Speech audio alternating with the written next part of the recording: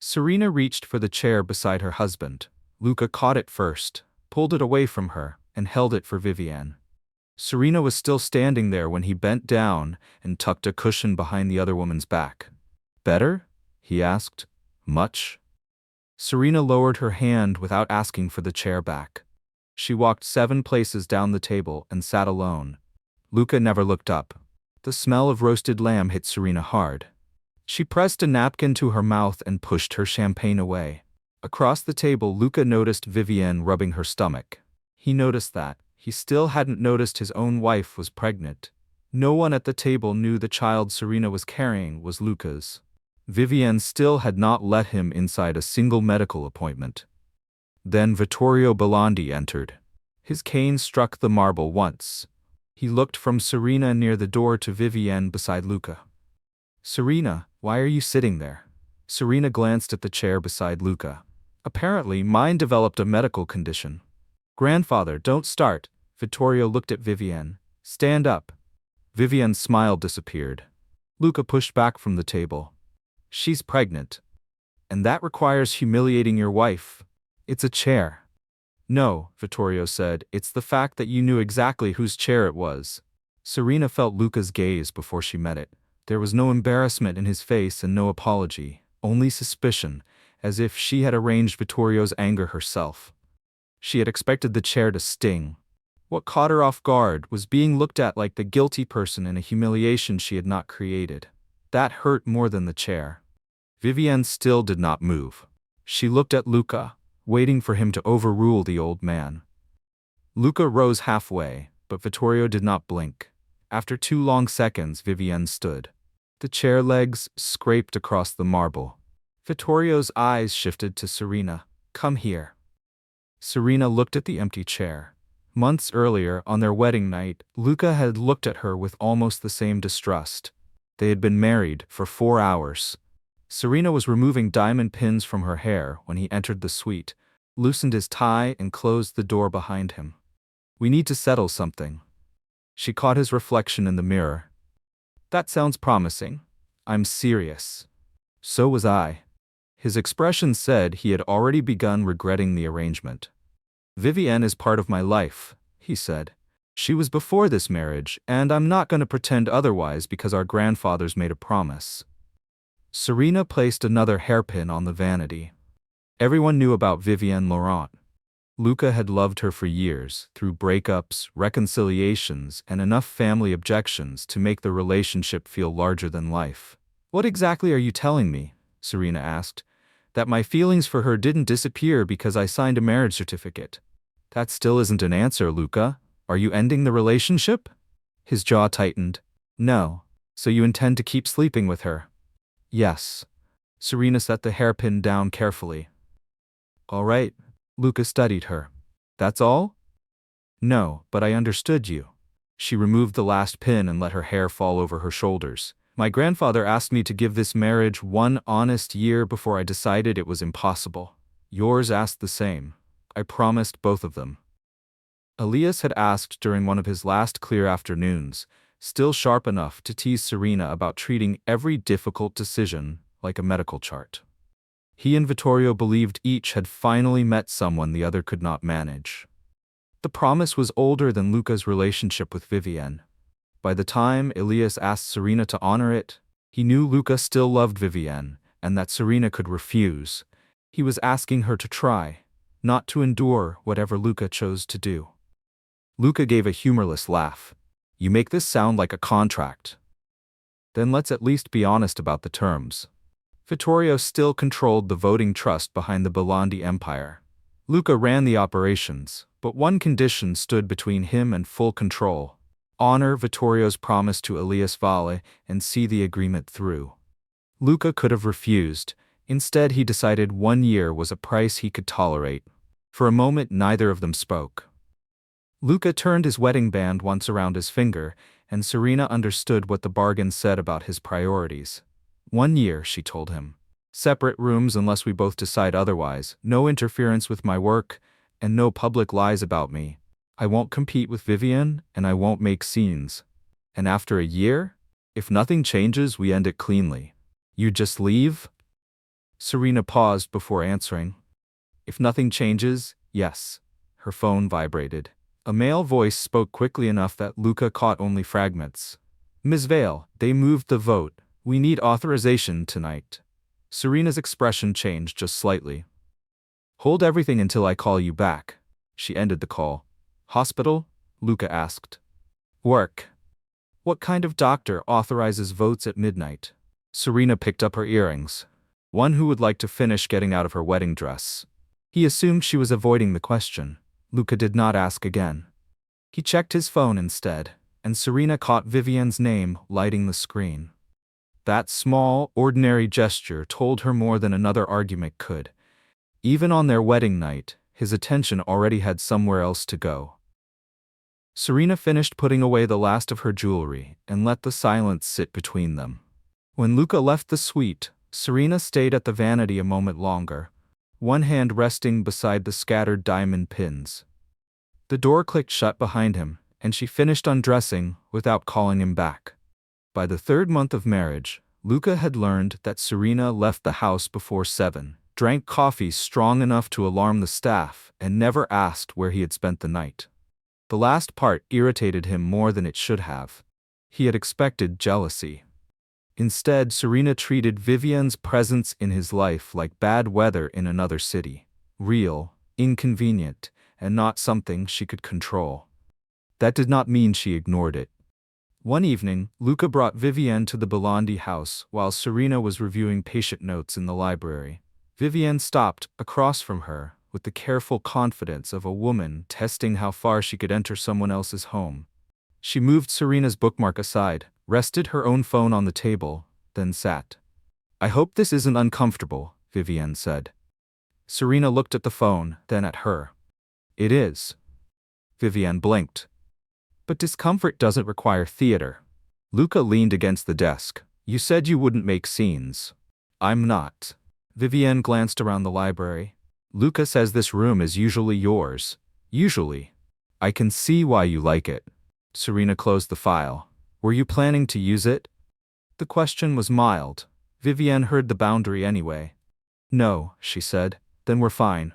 No one spoke for a few seconds. Luca walked Vivienne out 20 minutes later. When he returned, Serena had already reopened the chart. You embarrassed her. By answering her in my own library? You know what I mean. Yes, I just disagree. Luca understood then that Serena's calm was restraint, not submission. At St. Matthew's Cardiac Clinic, Serena was simply Dr. Vale, and she liked it that way. Her office was small. Her patients complained about medication prices, bad knees, and children who never called enough. No one cared about Bellandi security downstairs or the Val surname that still appeared in old financial profiles. One Thursday, an elderly patient collapsed in the waiting room. Serena was beside him before the receptionist finished calling for help. She checked his pulse, gave crisp instructions, and had emergency medication ready when Dr. Nathan Hargrove rounded the corner. The patient stabilized before the ambulance arrived. Afterward, Hargrove found Serena washing her hands. You still move like that. She kept her eyes on the sink. Like what? Like Boston. The water ran a second longer than necessary before Serena turned it off. Hargrove lowered his voice. What happened there wasn't your fault. Serena dried her hands carefully. I know what the review said. That isn't what I meant. She looked at him then, and whatever he saw made him stop pushing. I have patients waiting. Hargrove nodded and let her go. Serena had never abandoned medicine. She still treated cardiac patients and quietly took selected surgical cases through a private hospital network, though almost no one at St. Matthew's knew the details. What she had left 3 years earlier was the public life that had grown around her work. Conferences, interviews, teaching appointments, and the expectation that every difficult case become a story for strangers to discuss. Hargrove knew there was more to Boston. He also knew better than to ask in a hallway. That afternoon, Adrian Mercer called. We have a problem with one of the coastal assets. How bad? Expensive. That is not a measurement. It will be if you don't answer tonight. Serena closed the office door. Send me the numbers. Your husband's people asked questions last week. About? One of the leases. Let them. Adrian paused. Does Bellandi know anything? No, he never asks? Serena looked through the glass wall toward the nurse's station. Not the right questions. After the call, Serena opened the financial file only long enough to approve 2 pages and reject a third. Then she locked the tablet and went back to Mr. Hanley, who had spent 10 minutes insisting the salt shaker on his kitchen table belonged to his brother. You live alone, Serena reminded him. He looked offended by the evidence. He visits. Apparently with condiments. Mr. Hanley laughed, then admitted he had been cheating on the diet. Serena adjusted his medication and made him promise to call if the breathlessness worsened. In boardrooms, people measured power by who waited for whom. In an exam room, power meant very little if someone could not cross his own kitchen without stopping to breathe. Serena preferred that kind of honesty. That night, Luca found her asleep on the library sofa with a medical journal open across her chest. He stood there longer than necessary. Her hair had slipped loose from its clip and one shoe was missing. He reached for the journal before it slid to the floor. Serena opened her eyes. You always wake up that fast? Occupational hazard. I thought doctors slept whenever possible. I thought husbands came home before midnight. Apparently both professions have changed. A laugh escaped him before he could stop it. Serena sat up. Vivienne okay? She's fine. Good. He frowned. That's all? What else did you expect? Luca had no answer ready. Serena picked up her shoe. Good night, Luca. She headed upstairs. Luca remained in the library and looked at the sofa she had just left. The house felt noticeably quieter without her in the room. He told himself she irritated him. For a while, that explanation was enough. By month 8, Serena and Luca had become almost convincing in public. In the months between, familiarity had arrived in embarrassingly ordinary ways. Luca stopped asking how she took her coffee because he already knew. Once, before a charity dinner, Serena reached up and straightened his tie without thinking. Both of them went quiet for a second afterward. At public events, she knew when his attention wandered and could finish a conversation before he offended an investor. Luca knew that 2 fingers against his wrist meant Serena was done smiling for strangers. They functioned well together, which was becoming more dangerous than open dislike. Vittorio noticed. One rainy Friday he ordered both of them to dinner at his estate. If either of you sends an excuse, he warned, I'll come collect you myself. Serena arrived first. Luca came 20 minutes later and discovered Vittorio had seated them together. The old man looked delighted. 8 months married and you still sit like diplomats negotiating a ceasefire. Serena unfolded her napkin. Diplomats usually get better wine. Luca glanced at her. You've been saving that? No, it came to me just now. Vittorio laughed, then the laugh turned into a cough. Serena saw the change immediately. Vittorio's hand moved to his chest.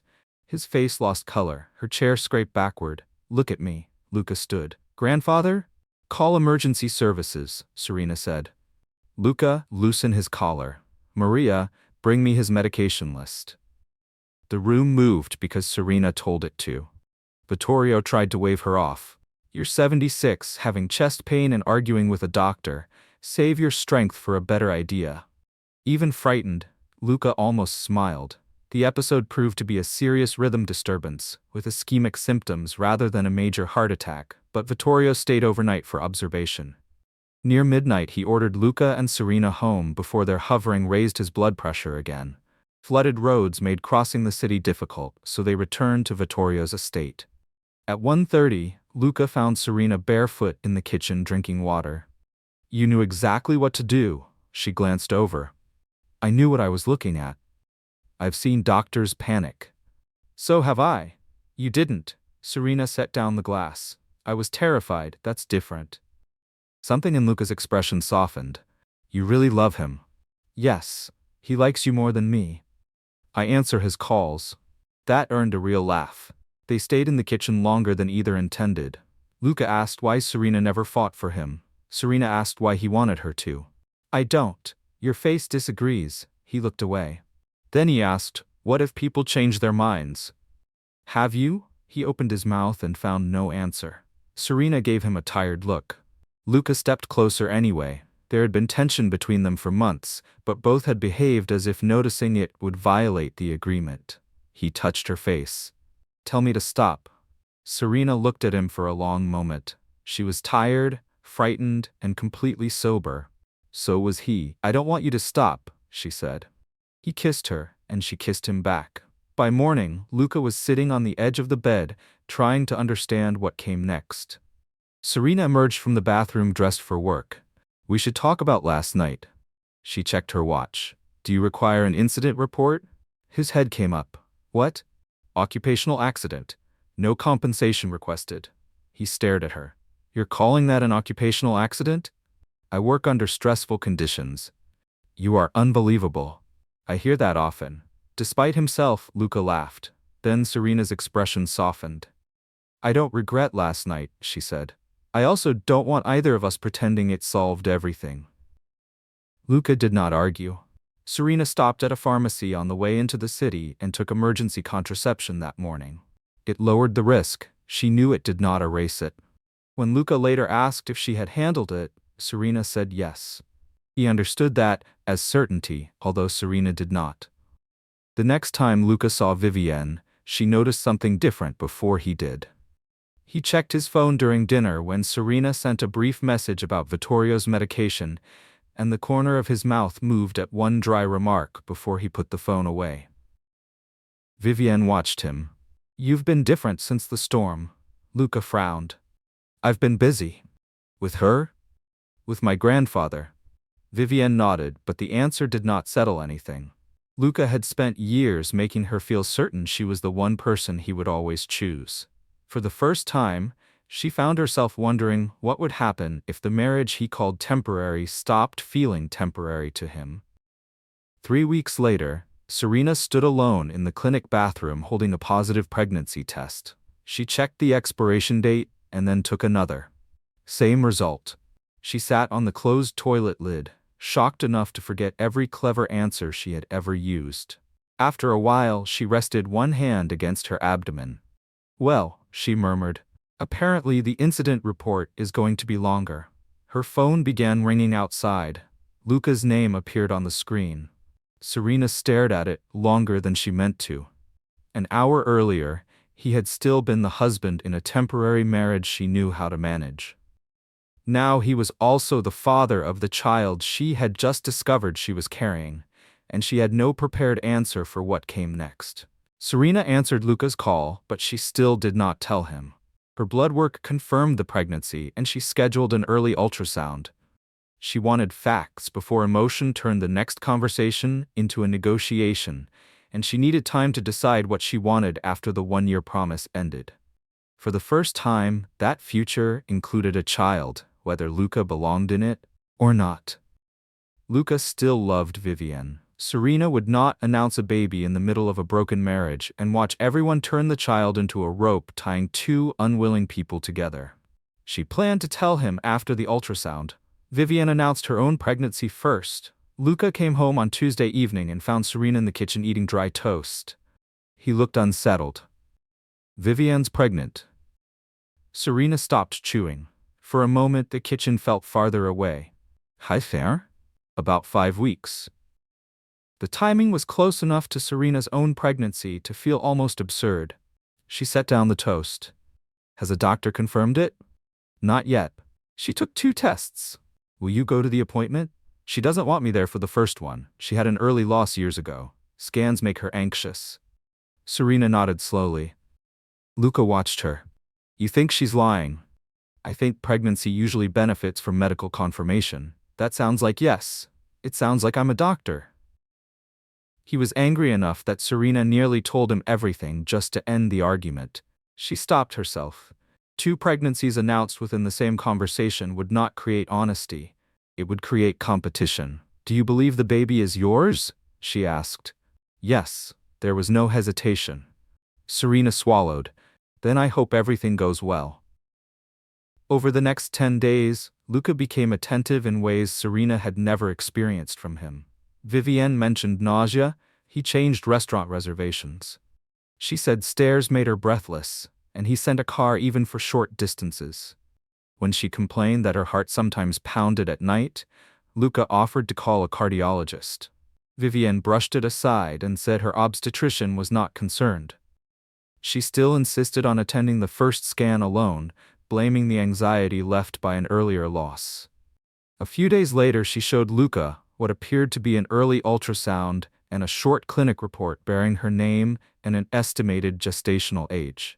He had not been in the room when either was produced, but seeing them quieted the question he had not wanted to ask. Serena saw the image only once over his shoulder. It proved nothing to her either way, and she refused to investigate Vivienne. What unsettled her was how easily Luca trusted her. He rearranged his schedule when Vivienne said she needed him, and never seemed to search her face for a hidden motive. Serena hated the small, embarrassing part of herself that envied that certainty. She did not want imported fruit or a driver. For one reckless second, she wanted to know what it felt like to tell Luca she was scared and simply be believed. Her own pregnancy was quieter. Coffee became unbearable. She carried crackers in her coat pocket and learned that ginger tea was the only thing she could drink before noon. Luca noticed the crackers but never considered pregnancy. Serena had told him she had handled the risk after their night together, and he had taken that answer more literally than she intended. One morning he stood in the kitchen giving instructions to an assistant. No, not regular strawberries. She liked the small ones from that hotel. Serena broke a cracker in half. The housekeeper looked at her untouched eggs. Serena, should I make something else? Crackers are fine. Luca ended the call. You've been eating like a hostage. Thank you for noticing. Are you sick? Nothing serious. You should see someone. I'll be fine. The housekeeper hid a smile. Luca frowned. Serena took another sip of ginger tea. Some pregnancies apparently require imported strawberries, she said. Some medical problems survive on crackers. His expression hardened. Don't mock Vivienne. Serena's humor vanished. I'm not mocking her, I'm angry at you. Luca went completely still. His phone lit up with Vivienne's name. He answered and his voice softened. Serena looked down at the cracker between her fingers. She changed her plan again. She would tell Luca after the family dinner Vittorio had scheduled for the following weekend. That afternoon, Serena attended her ultrasound alone. The room darkened. The technician adjusted the screen. Then a rapid rhythm filled the room. Serena stopped breathing for a second. She had spent years listening to human hearts, diseased hearts, failing hearts, hearts she had held beneath gloved hands. None had ever sounded like this. Her eyes filled. The technician smiled. That gets almost everyone. Serena laughed softly and wiped beneath one eye. I'm supposed to be difficult to impress? Apparently not today. Serena watched the tiny flicker on the screen until the pregnancy stopped feeling like a problem to manage and became a child she already wanted. Whatever happened with Luca, that part was no longer uncertain. That decision belonged entirely to her. The following weekend, back at Vittorio's table, the scrape of Vivienne's chair still seemed to hang in the room. Serena had not moved when Vittorio told her to come. Luca remained half out of his seat, one hand braced on the table, while Vivienne stood a few feet away with her face carefully blank. No one seemed sure where to look or breathe. Vittorio rested both hands over his cane. My grandfather built this table when the Bellandis had more debt than influence, he said. The place beside the head of this family has always belonged to the spouse expected to carry the burden with him.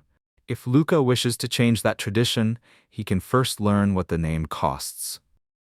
Grandfather, Luca warned. Vittorio's gaze hardened. You want the voting trust next year? The room became still. Then learn the difference between power and entitlement. If you cannot, I will find another way to protect what comes after me. Luca's face changed. Vivienne said nothing.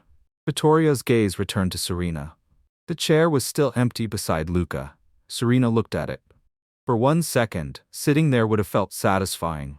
It would put Vivienne back in her place, embarrass Luca, and reassure the family that order had been restored.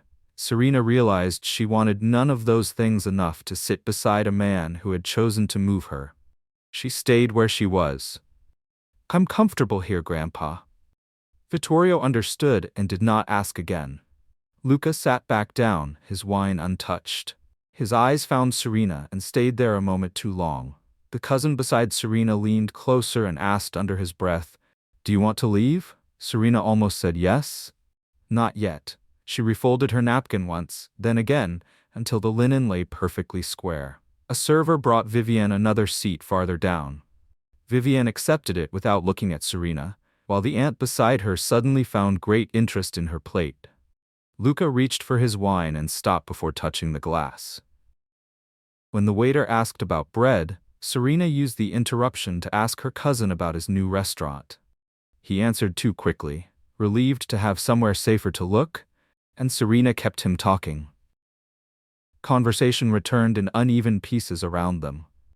The aunt beside Vivienne finally asked someone to pass the salt, and the table seized on the ordinary request with visible relief. Luca said almost nothing. Once Serena looked up and caught him staring at the place beside him before he looked away.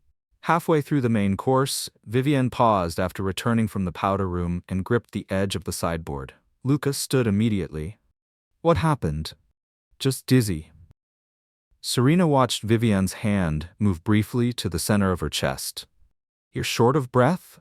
Serena asked. "A little." "Does that happen often?" Luca frowned. "She's pregnant." "That doesn't explain every symptom."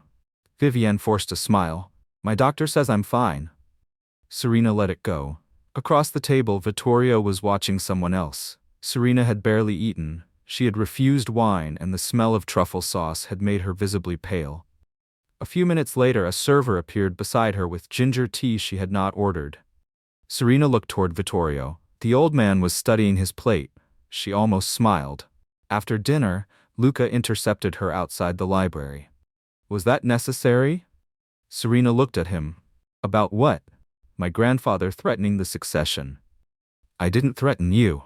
You spend more time with him than anyone. Every time Vivienne comes near this family, he suddenly knows exactly what to be angry about." Serena stared at him. "You think I report your behavior to your grandfather? I think you know how much influence he has, and you think I need it. You married into the Bellandi family." There it was, the assumption beneath nearly every argument they had ever had. Serena's voice lowered. "If all I wanted was what your name could give me, Luca, I would have been disappointed months ago." His jaw tightened. That arrogance again. Serena looked at him for a beat. "Believe what you want. You want the inheritance. Keep it." He blinked. "The money, the name, the chair, whatever you think I came here for." Serena held his gaze. "I'm not lacking." Something uncertain crossed his face. Then Vivienne called from the foyer. "Luca?" She looked pale. "I'm cramping." Luca crossed the hallway immediately and asked whether she needed a doctor. Vivienne leaned against him. As they reached the door, Luca glanced back. Serena had one hand against the wall because nausea had rolled through her again. For half a second he hesitated. Then Vivienne whispered his name. He left. "You should sit down." Vittorio stood behind Serena. "I'm fine. Doctors make poor patients." His eyes moved to her untouched wine glass and then to the hand she had unconsciously rested low over her abdomen. He did not ask the question there. "Breakfast tomorrow," he said. "Grandpa. 8 o'clock." Serena sighed. Vittorio turned away, cane tapping softly across the marble. Serena felt unexpectedly nervous around the one person in the Bellandi family who had actually been paying attention. Vittorio had seen too much. Vittorio had replaced Serena's usual coffee with ginger tea when she arrived the next morning. She looked at the cup. "You planned for this." "I'm old. Planning is how I stay annoying." That pulled a reluctant smile from her. Serena sat across from him. Vittorio buttered his toast. "How far?" She did not insult him by pretending not to understand. "Almost 8 weeks. Does Luca know?" "No." "Are you going to tell him?" "Yes." "When?" Serena looked toward the garden. "I was going to tell him after dinner." "And then he accused you of manipulating me." She nodded. "That changed the timing, not the decision." Vittorio studied her. "Do not let habit turn into silence, Serena." She looked at him. "You make that sound easy." "No. I make it sound necessary." Elias had told Vittorio enough to know Serena's life was larger than Luca understood. He also knew Boston was not a subject to press. "My grandfather wanted me to try," Serena said. So did I. Vittorio reached across the table and covered her hand. We asked for 1 year, not the rest of your life. Serena looked down at his hand. A baby is not a chain, he said. If Luca wants to be a father, let him earn your trust. Her eyes burned. She smiled to keep from crying. You're surprisingly sensible before breakfast. Don't tell anyone. Vittorio reached for a second piece of buttered toast. Serena slid the plate an inch away from him. He stared at her. You're stealing food from a sick old man. I'm protecting a sick old man from himself. You sound exactly like Elias when he was annoyed with me. That softened her. Was he often annoyed with you? Constantly. It was one of the foundations of our friendship. Vittorio told her about a weekend in Naples when Elias had accused him of cheating at cards, then discovered Elias had been hiding an ace beneath his own sleeve. Serena laughed hard enough to cover her mouth. For a few minutes, the breakfast stopped being about Luca, inheritance, or pregnancy. Vittorio was simply an old man missing his friend, and Serena was allowed to miss her grandfather with someone who remembered him before she did. Vittorio laughed too, though it ended in a breath that took too long to settle. Serena watched him until it eased.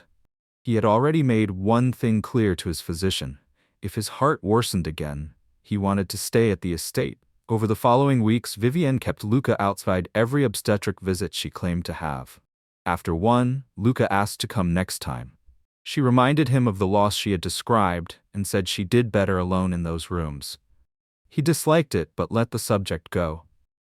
When Luca ignored Vittorio, the old man sometimes had Serena call instead, once about cardiology, once about Sunday dinner. After the Sunday dinner call, Serena set Vittorio's phone down. Next time you can dial, you dial. And lose the pleasure of making you do it? Luca arrived irritated. You could have said this wasn't urgent. Your grandfather asked me to call. The exchange was brief, but Luca remembered it. One evening, Luca came home early and found Serena asleep at the kitchen table over patient notes. He put a blanket over her shoulders, but she woke before he could step away. You're terrible at sneaking. I wasn't sneaking. She looked at the blanket, then at him. Thank you. The simple answer seemed to unsettle him more than one of her jokes would have. He opened the refrigerator. Did you eat? Not much. Luca heated soup without making a production of it. For several minutes they sat in the ordinary quiet of the kitchen, talking about nothing important. Then his phone vibrated with Vivienne's name.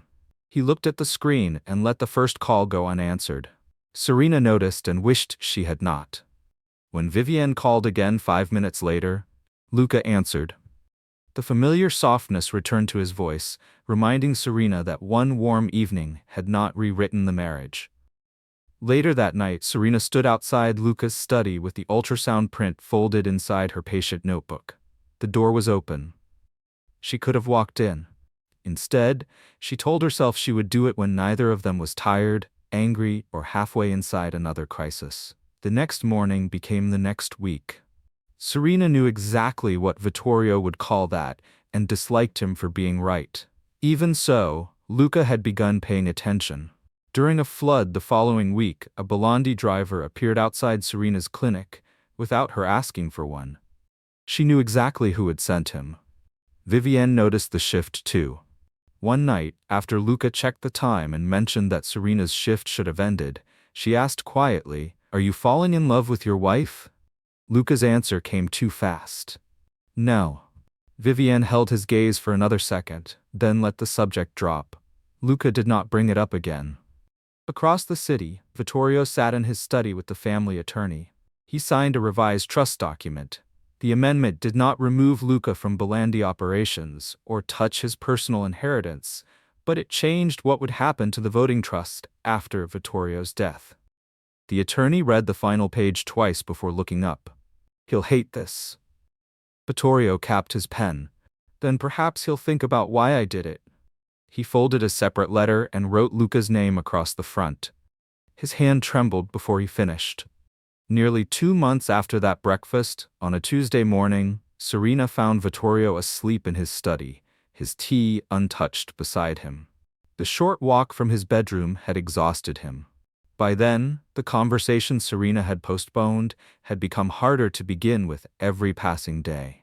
Luca still talked as if there would be another week, another dinner, and another chance to make up for what he missed. Serena had stopped assuming that. She was already visiting the estate before work and again in the evening. Between early clinic shifts and late hours with Vittorio, she and Luca had begun passing each other more than living together. When they did cross paths, Serena was usually in loose scrubs or a white coat. She checked Vittorio's pulse without announcing it, watched the swelling around his ankles, and argued about salt when he had enough energy to argue back.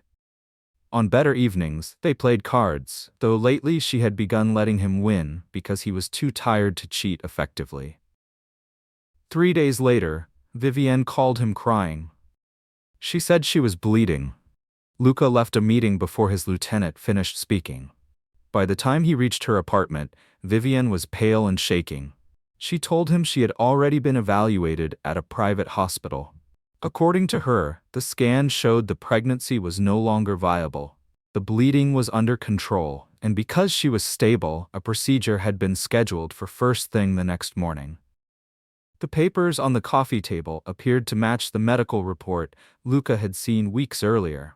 Luca wanted to take her back to the hospital anyway. Vivienne begged him not to. I already heard them tell me there's no baby. I can't hear it again tonight. He stayed because he loved her, and because until then, every piece of evidence he had seen had told him there had been a pregnancy to lose. At Vittorio's estate, Serena stood beside the old man's bed while his breathing grew shallow. His physician had been called. Vittorio reached for her hand. Luca. I'll call him. The first call went unanswered, the second connected. What? Luca said. Serena stepped into the hallway. Your grandfather wants you here. Silence. Then Luca exhaled hard. Not tonight, Luca. Vivienne is bleeding. Serena closed her eyes. She knew only what he knew. Vivienne might be losing a child. Whatever Serena suspected, she had no proof. I understand, she said, but Vittorio asked for you. You said that last month when he wanted Sunday dinner. This is different. How? Serena looked through the doorway. Vittorio's eyes were closed. He may not make it through the night. If you want to see him, come now. Silence. Then Luca said, Don't do that. Do what? Make it sound like if I don't leave her this second. I'm telling you exactly what I see. His fear turned into anger. You keep using him as the emergency that makes everything else stop. I have never used him. Every time Vivienne needs me, somehow he suddenly needs me more. Serena went still. He said your name. That is why I called. I'm not leaving Vivienne tonight. Serena looked at the man in the bed. All right. She ended the call, lowered the phone and stood still for one breath before returning to Vittorio's room. Vittorio opened his eyes when she returned. He isn't coming. Not yet. The old man gave her a tired look. Terrible liar. Serena smiled. The doctor arrived and adjusted medication. For 2 hours Vittorio stabilized enough to complain about everyone hovering. Shortly before dawn he asked Serena whether the baby still made coffee smell poisonous. Not every day. Good. His fingers found hers beneath the blanket. Promise me one more thing. Serena shook her head. You're getting greedy. Don't let our promise become your punishment. Her eyes filled. Grandpa, no speech. You're impossible. So was Elias. Serena bent and kissed his forehead. Vittorio Bellandi died before sunrise with her hand in his. Luca arrived 40 minutes later. He entered the bedroom, saw the stillness beneath the sheet and stopped. Grief emptied his face. Then he looked at Serena. He was still alive when you called? Yes. Luca swallowed. I thought I had more time. Serena's face tightened. I told you he might not make it through the night. I know. His eyes closed for a second. Vivienne was losing my child. I know that too. Neither spoke. Luca looked toward the bed. 3 days later, after the funeral, the family attorney read Vittorio's trust amendment. Luca inherited personal assets and remained head of Bellandi operations, but the voting trust would be independently supervised for 3 years. Luca stared at the document long after everyone else stopped reading. When his eyes reached Serena's name, there was nothing attached to it. No money, property, or Bellandi shares. After the attorney left, Luca opened the sealed letter Vittorio had written him. He read only the first paragraph before folding it again. He was not ready for his grandfather's voice on paper, especially when the first lines spoke of pride, responsibility, and the danger of mistaking obedience for respect. He slipped the letter into his coat instead. Outside, Serena was standing beside Vittorio's empty rose garden, one hand resting low over her abdomen. Luca watched from the window and nearly went to her. He took one step toward the door, stopped, and stayed where he was. He had no idea what he could say that would not ask something of her.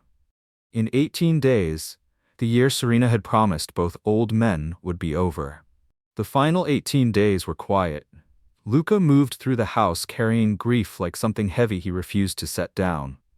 Vivienne withdrew for several days after what Luca believed had been the miscarriage, saying she needed time. Serena did not question her. Suspicion was not evidence, and Serena was done building her life around another woman's story. She prepared to leave. Her attorney had drafted the papers weeks earlier. She had read them twice the night before, marked the signature page with a tab, and left the rest for the morning. On day 365, she placed the divorce settlement her attorney had prepared on Luca's desk. He stared at the folder. "What is this?" "You know, today?" "Yes." He opened it and read. Then he flipped backward as if he had missed a page. "What do you want?" "The divorce. Financially. Nothing." He gave a short, bitter laugh. "Don't do this." "Do what?" "Pretend none of this mattered." Serena looked at him. "It mattered too much. That is why I'm leaving." Luca pushed the papers aside. "You planned this from the beginning." "I planned to keep my promise for a year." "And after that?" "At first, I counted days." His expression changed. "At first?" Serena hesitated. Later it stopped being simple. She could have told him there had been days when his small kindnesses confused her, days when she caught herself hoping they meant more than he was ready to admit. That hope had made leaving harder, not easier. Instead, Serena took off her wedding ring. "I cannot keep living in a marriage where every good moment makes me forget what the marriage actually is." She placed the ring beside the agreement. Luca's eyes dropped from her hand to the curve beneath her blouse. At almost 19 weeks, the pregnancy was no longer difficult to see once he actually looked. His face lost color. "You're pregnant." "Yes." "How far?" 18 weeks and 5 days. He traced the dates back to the stormy night at Vittorio's house, the kitchen, and the one night they had shared. "Mine." "Yes." Luca stood so quickly the chair scraped backward. "You knew when Vivienne told me." "Yes." "And you said nothing. I should have told you sooner." "Why didn't you?" "I wanted the first scan." Then Vivienne announced, and I kept waiting for a moment that wouldn't turn the baby into another fight. Serena shook her head once. "I waited too long. You made that decision without me." "I did. I waited too long, and that was wrong." She held his gaze. "And it still doesn't erase what happened between us." "No," Luca said. "You are this child's father," Serena said. "I will not keep you from the baby. But fatherhood is not a reason for me to remain your wife." His eyes dropped briefly to her stomach. "Is the baby okay?" "So far, yes." "Have you been doing all of this alone?"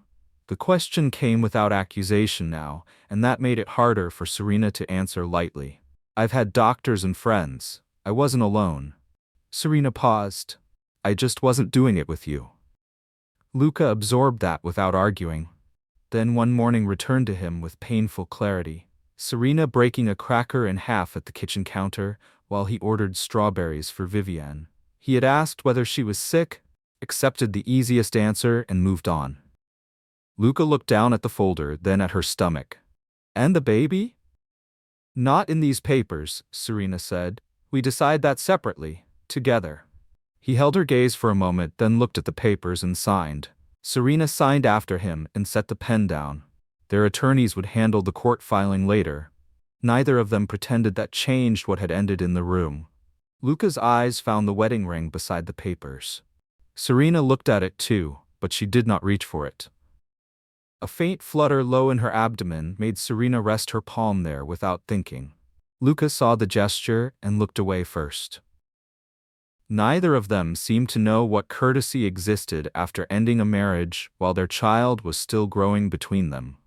For nearly a minute, neither of them moved toward the ring or toward each other. Serena finally closed the folder and slid it toward him. Luca kept one hand on the cover, but did not open it again. For a few quiet seconds, they were simply two people sitting in the room where their marriage had ended. At noon, the time Serena had told Adrian she would be ready, a car engine sounded beyond the windows. Then another. Outside, 3 dark vehicles rolled through the Bellandi gates. Luca glanced toward the window. Bellandi security straightened when Adrian Mercer stepped from the lead car. The Val crest on the door was subtle. Luca recognized it anyway. He had spent years negotiating with companies tied to that network and never reached the person at its center. Adrian approached Serena. "Miss Vale, the board is waiting. Singapore cannot move without your vote." Luca looked at her. "The Vale board?" Serena nodded. "You work for them?" Adrian's mouth twitched. Serena spared him the answer. "No." A pause. "They work for me." Luca said nothing. Serena walked toward the car. "Why didn't you tell me?" Luca asked. She stopped with one hand on the open door. "You rarely believe the things I did tell you." Luca did not argue. Serena got in, and the convoy rolled through the gates. Luca stayed on the steps until the taillights disappeared.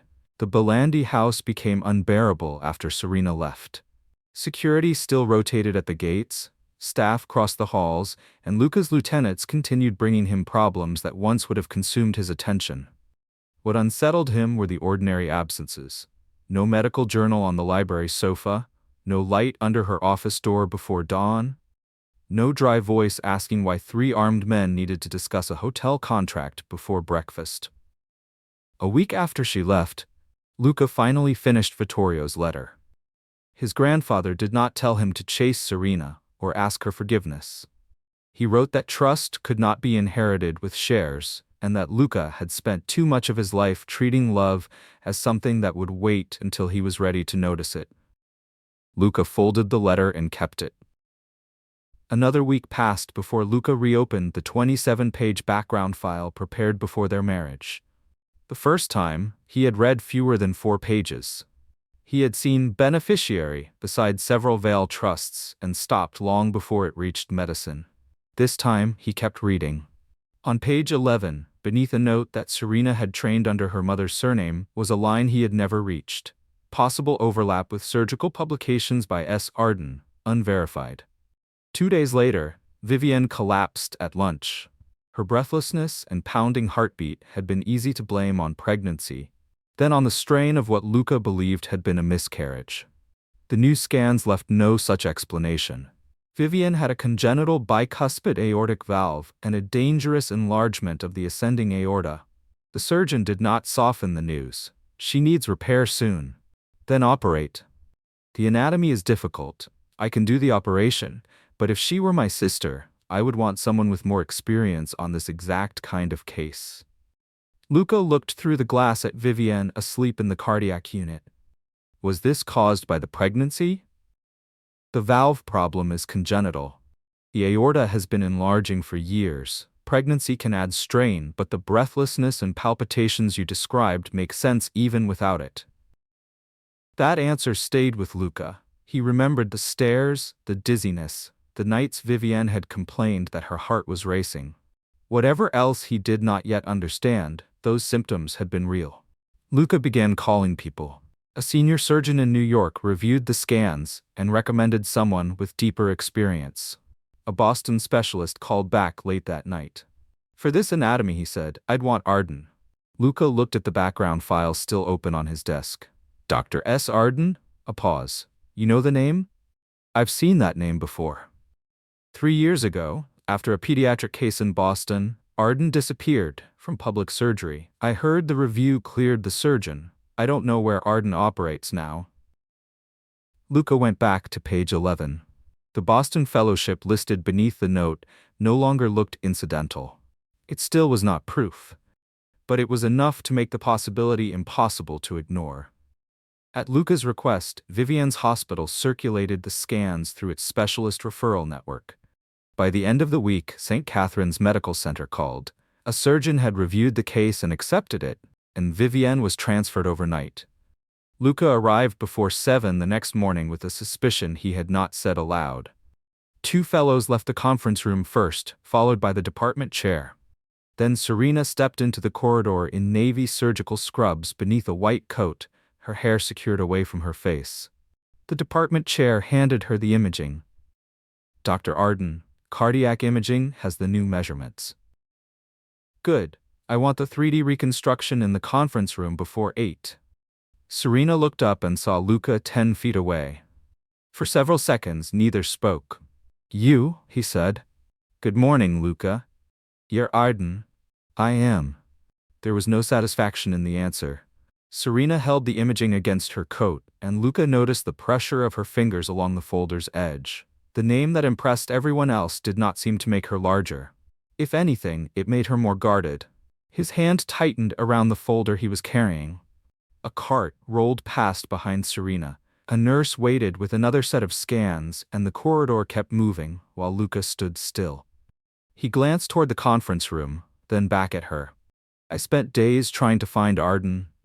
I didn't know you were looking until Vivienne's case reached my desk.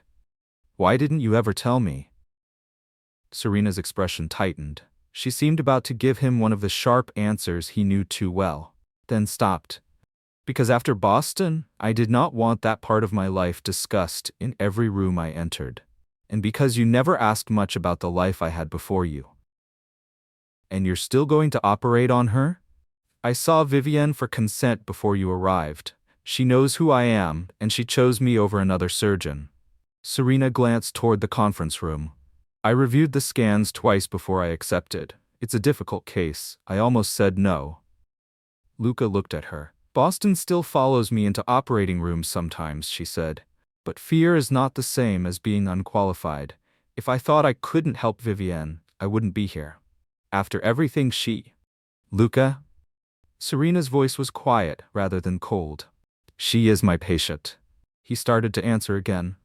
I need my head clear before I go in. He stepped aside.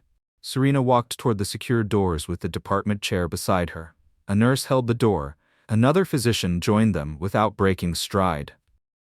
Luca watched until the surgical wing closed behind her.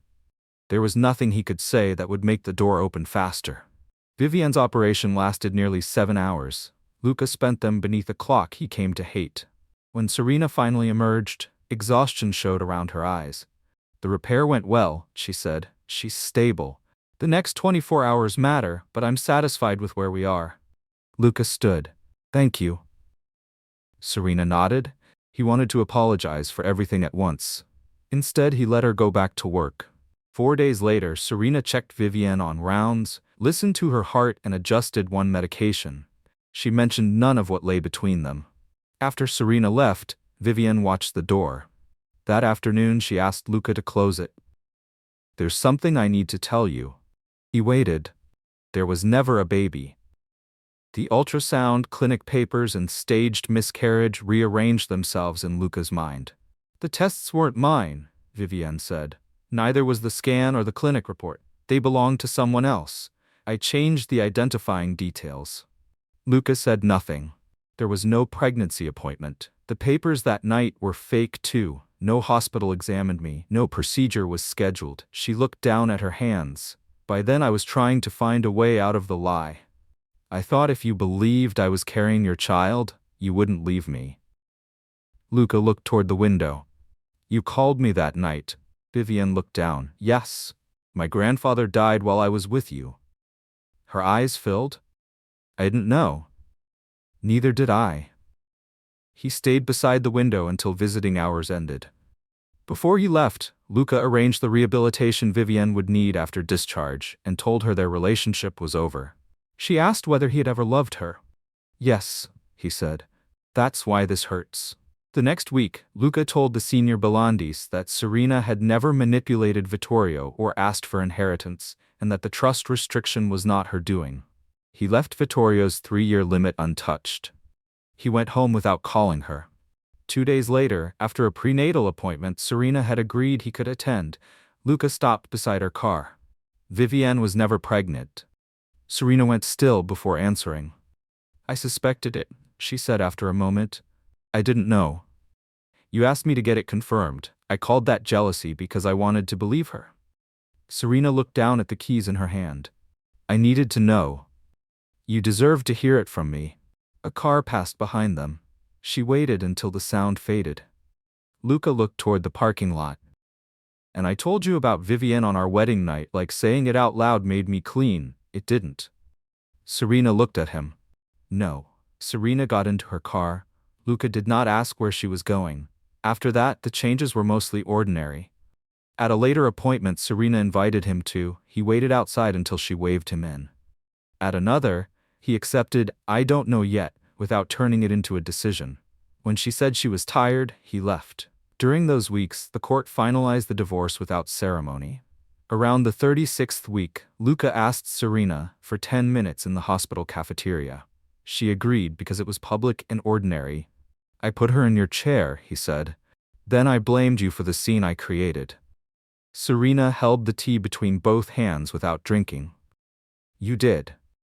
The espresso machine hissed behind the counter. Luca waited until the sound died away. And when you called for grandfather, I accused you of using him, because I didn't want to admit I had chosen not to go. She turned the paper cup once between her palms, then set it down. I can't fix either of those things, he said. No. Luca looked down at his hands. I keep wanting there to be an excuse. There isn't one. Serena did not rescue him from the silence. After a while she said, Good. They finished their drinks. Luca walked her to the elevator and stopped there. A week later, at 37 weeks, they were sitting 3 chairs apart at a prenatal class when Luca spent 7 furious minutes trying to fasten a diaper around a plastic infant. This thing is defective. Serena looked over. The baby? The diaper. She laughed and he laughed with her. 2 weeks later, just after midnight, Serena went into labor. She called Luca herself. He reached the hospital before delivery and stopped at the doorway when Serena said she wanted him there, but not taking over. I can do that. You can stand still? I can try. Good answer. Their daughter, Eliana Bellandi, was born healthy shortly before sunrise. For a while, the only sound was Eliana's indignant crying. Luca cried first. He did not ask what the birth meant for them. When Serena offered him the baby, he held Eliana as if the entire Bellandi empire had suddenly become too loud and too heavy to matter. The moment Serena reached for her daughter, he gave her back. The first months after Eliana's birth were feeding schedules, pediatric appointments, and missed sleep. Luca showed up when he said he would and left when it was time to leave. Serena gradually returned to Vala Holdings and selected surgical work. Several months later, Luca asked her to dinner. Serena chose the restaurant. He arrived 10 minutes early. Near the end, Luca set down his glass. There's one thing I never told you. The chair wasn't an accident. Serena went still. I knew it was yours. I gave it to Vivienne because I wanted you to react, to get angry, tell her to move, prove you cared. So you humiliated me because I wouldn't fight for you. Yes. And when I didn't react the way you wanted, you blamed me. Luca lowered his eyes. Yes. Serena stood and pushed her chair beneath the table. Is this the last dinner? I don't know. She walked away. Luca stayed behind, staring at the empty chair.